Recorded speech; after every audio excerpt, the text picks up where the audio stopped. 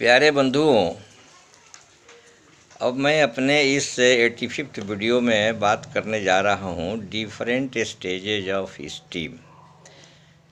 इस different stage of steam में हम स्टीम बनाते हैं बॉयलर के मदद से। बॉयलर के अंदर ट्यूब के अंदर पानी भरा रहता है, वो ट्यूब की दीवारें बनी होती हैं, उसके अंदर में हम आग जलाते हैं। पल्वराइज्ड कोल के मदद से आग जलाते हैं, जिसमें हम फायर बॉल क्रिएट करते हैं, सस्पेंडेड फायरिंग करते हैं। फर्नेस का टेम्परेचर जो है 1300 डिग्री सेंटीग्रेड से लेकर 1500-1600 डिग्री सेंटीग्रेड तक टेम्परेचर रखा जाता है, क्योंकि इसके नीचे टेम्परेचर रखेंगे तो हमारा फ्लेम स्टेबिलिटी का प्रॉब्लम होता है, फायरिंग का प्रॉब्लम हो जाता है। इसको ऊपर रखेंगे तो हमारा क्लिंकर फॉर्मेशन का चांसेस बन जाता है, जो दोनों ही इंजूरियस। इसलिए नॉर्मली इसी के बीच में हम टेम्परेचर रखते हैं। जब हम इस फायर को जलाते हैं फर्नेस के अंदर तो हमारा बॉयलर ट्यूब का पानी गर्म होता है, गर्म हो करके वो ऊपर जाता है, ऊपर बॉयलर ड्रम में जाता है। यहाँ बहुत जगह बॉयलर ड्रम होते हैं, बहुत जगह नहीं होते हैं। बहुत जगह वंस थ्रू बॉयलर भी हैं जहाँ बॉयलर ड्रम नहीं होते हैं, लेकिन स्टीम का प्रिंसिपल दोनों का एक ही है। हम ड्रम का केस लेते हैं ताकि इसको और भी थोड़ा समझाने में सुविधा होगी, नंबर 1, और ड्रम का केस भी समझ में आएगा। बाकी स्टीम का प्रिंसिपल तो सब एक ही है। तो ड्रम के निचले पोर्शन में पानी रहता है, हॉट वाटर विथ प्रेशर, और ड्रम के ऊपरी हिस्से में स्टीम रहता है। बीच में हमारा इस पर ड्रम के डिज़ाइन के हिसाब से सेपरेटर लगे होते हैं, जिससे हमारा वाटर एंड स्टीम अलग होता है। तो जब तक वो स्टीम पानी के टच में रहता है, वेट स्टीम उसको मानते हैं, और जैसे पानी के टच से स्टीम बाहर निकलता है वो सैचुरेटेड स्टीम के कैटेगरी में आ जाता है। तो सैचुरेटेड स्टीम के कैटेगरी में आता है तो उसमें प्रेशर रहता है और टेम्परेचर रहता है। तो जितना प्रेशर रहता है उसके कॉरस्पॉन्डिंग टेम्परेचर रहता है, क्योंकि हर फिक्स्ड प्रेशर पर सैचुरेटेड स्टीम टेम्परेचर करीब फिक्स्ड रहता है as per properties of steam.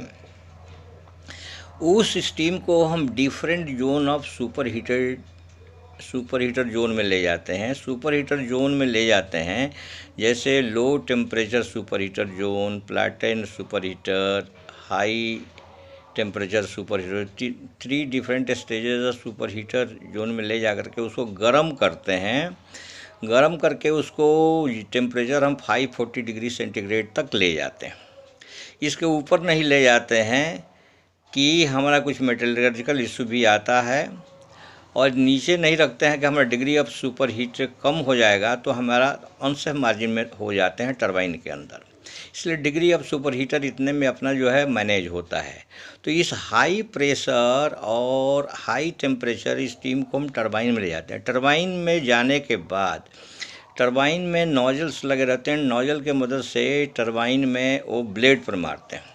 जब नोजल की मदद से ब्लेड पर मारते हैं तो नोजल से जब स्टीम निकलता है तो उसमें वेलोसिटी क्रिएट होता है। वेलोसिटी क्रिएट होता है तो वेलोसिटी काइनेटिक एनर्जी में कन्वर्ट होता है। वेलोसिटी एनर्जी से काइनेटिक एनर्जी होता है, और काइनेटिक एनर्जी के मदद से हमारा ब्लेड घूमने लगता है, और ब्लेड जो है कपल रहता है जनरेटर से, जिससे हमारा इलेक्ट्रिसिटी पैदा होता है। और जब उसमें प्रेशर ड्रॉप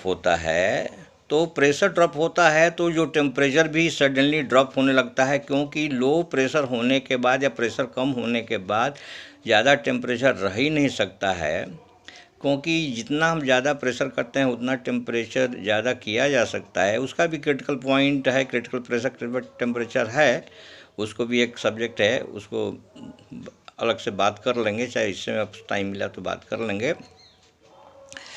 तो वो हमारा टेम्परेचर भी ड्रॉप होने लगता है कि टेम्परेचर उतना ही ड्रॉप अलाउ कर सकते हैं ताकि वो सैचुरेटेड स्टीम ना बने, पानी वाला स्टीम ना बने और मॉइस्ट स्टीम ना बने। नहीं तो मॉइस्ट स्टीम जो है टरबाइन ब्लेड के ऊपर पड़ेगा तो ब्लेड इरोड हो जाएगा। तो ब्लेड इरोजन को एवॉइड करने के लिए हम सुपर हीटेड स्टीम बनाते हैं और degree of super heat maintain करते हैं, क्योंकि मॉइस्ट स्टीम रहने से ब्लेड जो इरोड हो जाएगा तो ब्लेड इम्बैलेंस हो जाएगा, टरबाइन रोटर इम्बैलेंस हो जाएगा, फिर टरबाइन में वाइब्रेशन हो जाएगा, वायलेंट वाइब्रेशन हो जाएगा, फिर टरबाइन बंद करना पड़ेगा, फिर मेजर शट डाउन हो जाएगा। ये बहुत बड़ी बात हो जाएगी। इसलिए डिग्री ऑफ सुपरहीट मेंटेन करना अति आवश्यक है। फिर उस स्टीम को हम जो है लो टेम्परेचर हो जाने के बाद रीहीटर में ले जाते हैं, फिर उसको गर्म करके प्रेशर टेम्परेचर बढ़ा करके फिर आईपी टरबाइन एलपी टरबाइन में जाते हैं, पहले बात कर चुका हूँ। फिर इस स्टीम को इस तरह यूटिलाइज करके इसे हम काम निकालते हैं। इस तरह डिग्री ऑफ सुपर मेंटेन करना ज़रूरी है और इसे आउटपुट लेना ज़रूरी है। लेकिन एक चीज़ मैं और बता दूं कि जो क्रिटिकल टेम्परेचर क्रिटिकल प्रेशर जो हमने बात की वो क्या है कि हम प्रॉपर्टी जब सिस्टम के साथ जितना प्रेशर बढ़ाते हैं उतना टेम्परेचर बढ़ता है, लेकिन कहाँ तक बढ़ेगा, कहाँ तक बढ़ेगा, जबकि हम जहाँ तक बढ़ाएंगे प्रेशर बढ़ता जाएगा, टेम्परेचर बढ़ाया जाएगा नहीं। एक स्टेज आता है कि प्रेशर कितना भी बढ़ाएं टेम्परेचर नहीं बढ़ता है, तो उस स्टेज को हम कहते हैं critical pressure and critical temperature. तो क्रिटिकल टेम्परेचर क्रिटिकल प्रेशर ये जो फिक्स्ड होता है और उसी को हम क्रिटिकल पॉइंट कहते हैं। तो क्रिटिकल पॉइंट के हिसाब से ये इनडिफिनिट नहीं है, बल्कि उसके भी डाटा फिक्स्ड हैं। इसके साथ ही ये सब इन्फॉर्मेशन जो है मैं अपने छोटे बंधुओं के लिए शेयर करने का प्रयास किया कि जो नए लोग आते हैं उनको जानने में मदद मिलेगी, उनको जानकारी थोड़ी अब मैं शायद बढ़ा सकूं।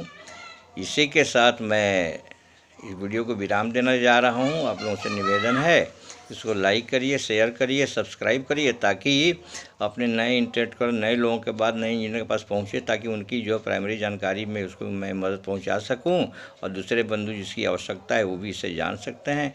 Thank you very much. जय हिंद, जय भारत।